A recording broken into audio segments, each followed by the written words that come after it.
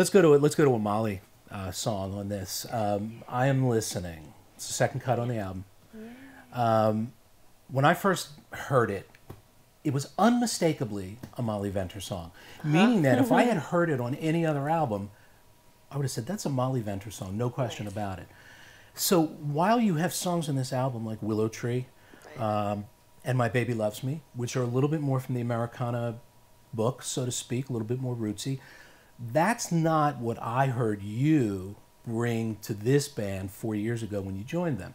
I heard more of a kind of singer-songwriter, and maybe you can help me. You know, what would you call the Molly Venter style? And I'm not talking about the Molly Venter Red Molly style, I'm talking about the Molly Venter 4 years ago style. Right, and what's so funny is that song is from 4.5 years ago. So that Whoa. So before joining Red Molly, you know, I was listening to Ani DeFranco and Patty Griffin and Tracy Chapman and some those kinds of singer-songwriters where it was really a lot like self-reflective and that vibe. I'm searching for a word that means like journaling, you know, songwriting as a form of expression. So I wrote a lot about that, and that was, you know, that was a sweet new relationship I was getting into, and just I thought a lot, and I still do, thought a lot about interpersonal relationships and those ever-shifting dynamics and what you strive to be and where you are as a human being. And so that's when I wrote that song. But it was also really light. It was kind of piano poppy, which I had never written a song on piano before, but I was house sitting in Austin and I wrote that little song. It's heart and soul. I mean, that's all it is. I can't play the piano, but I did on the album. Yeah, so that's, you know, that's where I came from pre-Red Molly, and then trying to mix that with some rootsier ideas of songs that are more kind of classic and eternal is where I am now. But it's still a blend. Like, I'm still finding my way. What is my voice now? I know what it was in my 20s. Yeah. And that was a song from my 20s. Interesting. So is it more challenging to adapt a classic Molly Venter song to the Red Molly format than, for example, Willow Tree? I'll use that again as another example. Is it more challenging because it's somewhat of a different style than what you guys are accustomed to doing? Yeah, it's a little wordier, and it doesn't always have like beautiful choruses that lend themselves to 3-part harmony. Right. So in that sense, I mean, everybody who hears us play older songs of mine like Shaky Ground or Happier Now is always like, oh my God, Red Molly makes that song come alive. So I think Red Molly does like do awesome things with my songwriting and Abbie's songwriting and covers. But then there are certain songs that I like writing that, I don't know, sometimes I think, oh, maybe they won't work with the band, and then maybe they do. Yeah. But you know what I mean? Generally, a lot of our songs have beautiful, kind of wide open choruses. But Clinch River is different, right? You know, and more vibey. And I Am Listening is different. It's more using vocals as like pads. You know, sometimes using vocals as sounds instead of just singing words together. Right. Yeah, and I think we've done sort of we've established ourselves as kind of the Americana, rootsy, you know, in the past definitely sounding sort of traditional, but, you know, as we get people who come to 10, 15, 20 concerts or whatever, we sort of have the freedom to branch out and bring other genres in. Like, that's a pop song, you know? Pop. And just for variety, it's not that we're going to, you know, then become pop artists necessarily, but we're just going to put different kinds of songs in there to keep it interesting for us and for the audience, you know, but the basic core is there. Yeah. And I think that now that we've been together 10 years, people are kind of open to that. Probably in year 2 or 3, we wouldn't have been jumping around genres, and we didn't. We naturally kind of established, and now that we've got that, we can add other sounds in. And that's something that really comes through on the Red album, is that it's not your standard fare for Red Molly. I mean, it's something that you're going to listen to and you're going to think, wow, that's different, and whoa, you know, you're shifting gears. I mean, it's such a delight for the listener to listen to so many different interesting styles. A song that is more kind of in your wheelhouse in terms of the Americana thing, With a Memory Like Mine, Daryl Scott. First of all, the train vibe is just phenomenal. Isn't that cool? With sort of the backbeat with the brushes. Yeah. Everybody does the right. So it's got this great backbeat, and it's got this great sort of train vibe. You can almost hear the whistle. But I got to tell you something. Nobody sings Despair like Laurie MacAllister. Thank you. I appreciate that. And my question to you, I mean, you can go back and you can listen to Looking for Trouble, Black Flowers, Harlan. I mean, these Gulf are Coast songs. Highway. Yeah, exactly. Yeah. So I guess my question to you, and that's something that I thought, listen to the catch in that woman's voice. I mean, that is Despair at its finest. Are you aware that that's kind of your sweet spot? And are these the types of songs that you find yourself gravitating towards because you sing them so well? Thank you so much. I am aware of it partially for my own internal reasons, but mostly because people have, like you just now, have pointed it out. It's a balance of that. Like, I feel most comfortable and happiest singing those kinds of songs. I feel like I can just attach to the emotional complexity of that and relate to it and then put it out there. And I've always felt that way. If you listen to my solo album, there's a lot of that going on. So the beautiful sad songs are just, for whatever reason, the ones that I get and I can convey. And so, but then over the years, many people have said that to me, reviewers and fans. But what's interesting is you wrote Beaumont Rest Stop, Yep. and you brought that to the band. Yep. I don't see the same vibe in there. That's up. different. That jams. It's got this great feel. So interestingly enough, when you sat down to pen one yourself, you went in a different direction. But that's the only one you've really heard. Like, there were the 40 others that were more in the wheelhouse of, you know, Black Flowers and that kind of thing. Okay. And so Beaumont was a very intentional, an intentional write against what comes naturally to me. So I wanted to try to write an up-tempo song. Okay. And so I worked on that, and it came out nicely, and I'm so glad to have it. But that's not what if I were to sit down and try to write a song tomorrow, it would be 90% chance it would be more like With a Memory Like Mine than Beaumont Rest Stop. Right. You know. Right, yeah.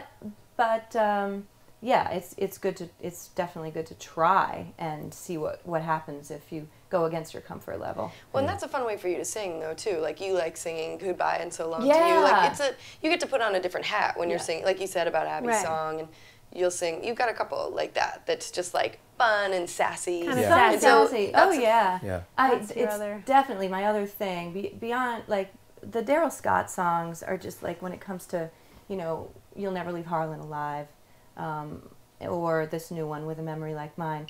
That just feels so natural for me. But what also feels great, more in terms of just performance and putting on a good show, is the Western swing kind of spunky numbers. Like, originally it was Goodbye and So Long to You, and we worked that up.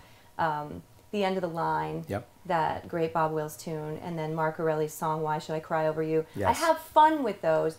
Of course I don't get the same, like, emotional satisfaction from singing them. And it's so great, though, like, to have this job where you can try these different things. Like, last night at a show we did Why Should I Cry, but we also then did With a Memory Like Mine, and I feel so like two different people in a way, in a good way, during those songs. But this particular Daryl song is one that Abbie introduced me to. She had Real Time, which is a Tim O'Brien and Daryl Scott CD.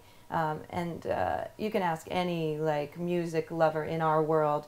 They have that record and they're obsessed with it. And we've covered a couple tunes from it, but that one came on, and we were just, like, wrecked in the car. Like, we were just like, oh my God, is this song possibly too sad to cover?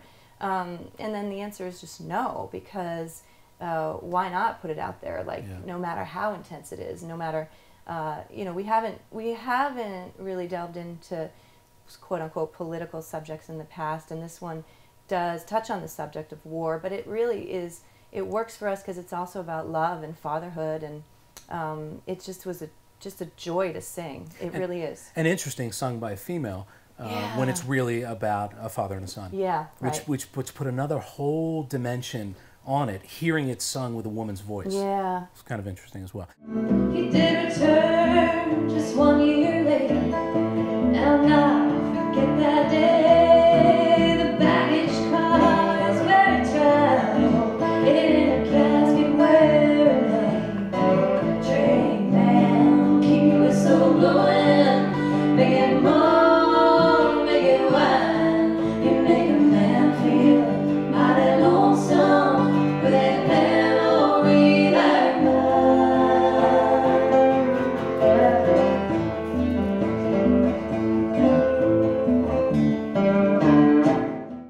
right, so let's switch gears a little bit. And let's talk about fun and up and poppy. The most, to me, the most un-Molly song on the album is "Lay Down Your Burden." Oh. Going back to Abbie. Yeah. I don't know. It's kind of pop. It's kind of funk. It's kind of gospel. There's a little rock in there. Little rock. Little. You got that lead guitar solo. You've got that wah. Right. Who plays the wah wah? Oh, Was that any of was, you guys, or was that a was our buddy. That was Adam. Okay. Yeah. Yeah. Great. I mean, very 70s of him. You know, to do Yeah. that. And the guitar solo is actually a dobro plugged in. Okay. Yeah. Is that where you get the electric dobro? Yeah. Yeah. It's basically just my instrument plugged into an amp with some effects. Yeah, which I'm hoping to try on stage as well, but we have to work out the logistics of that. Yeah. It just turns it into a totally different instrument, Yeah. which is really exciting for me. So would you agree that that song is a bit of a departure from the Red Molly song? I mean, you kind of, when I said that, the most un-Molly song on the album, you're like, disagree? Well, it's funny because the way I wrote it, it's very acoustic and very gospel. So I was thinking of it as a Red Molly song as I wrote it. I was actually wrote in the harmony parts, like the background vocals, in my head while I was writing it. But yeah, that recording of it is definitely rock. Yeah. So and a little funk with the wah wah Yeah, yeah. and the electric dobro is really Yeah. It's a great it's a great driving song with the windows down, and I mean it's good. It's good fun. Yeah, it's a good feeling song. Awesome. Yeah, great stuff. So let's talk a little bit about "Sing to Me," because that happens to be one of my personal favorites on the album. And we did touch on it briefly.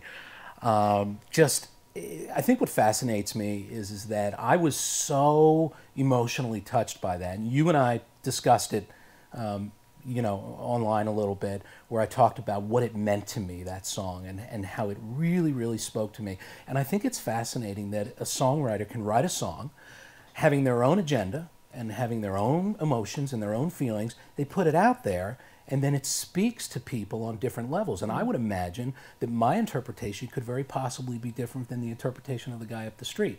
What I'm curious about is what was your interpretation and what started you and what drove you to write the song? It just started from a really simple place of, and actually we were doing a songwriting group with our buddies, Roosevelt Dime. So every month we were getting together and bringing our new songs. So I was kind of compelled because we had this deadline, which was good. But I just had a melody and I was noodling around the guitar, which is usually how I start. And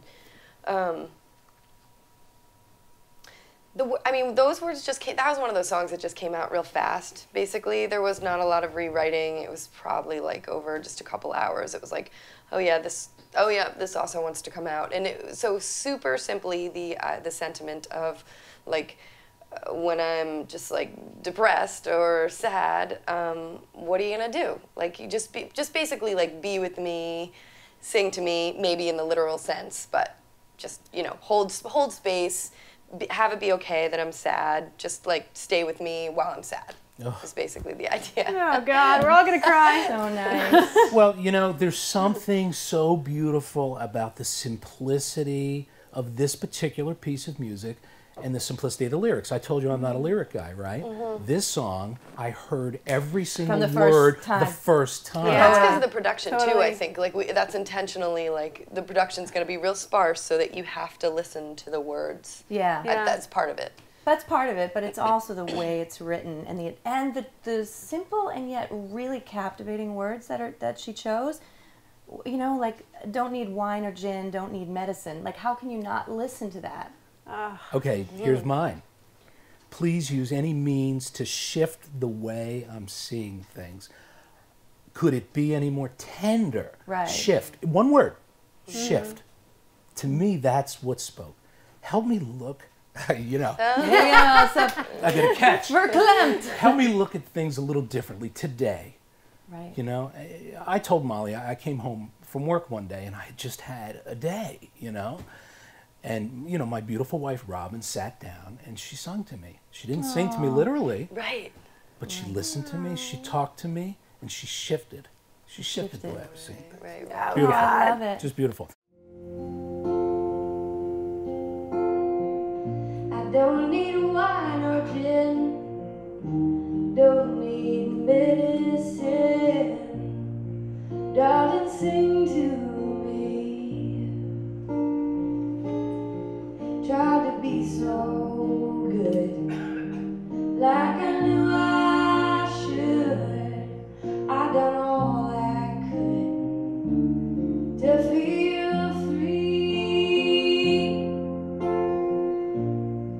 when the hurt is spread.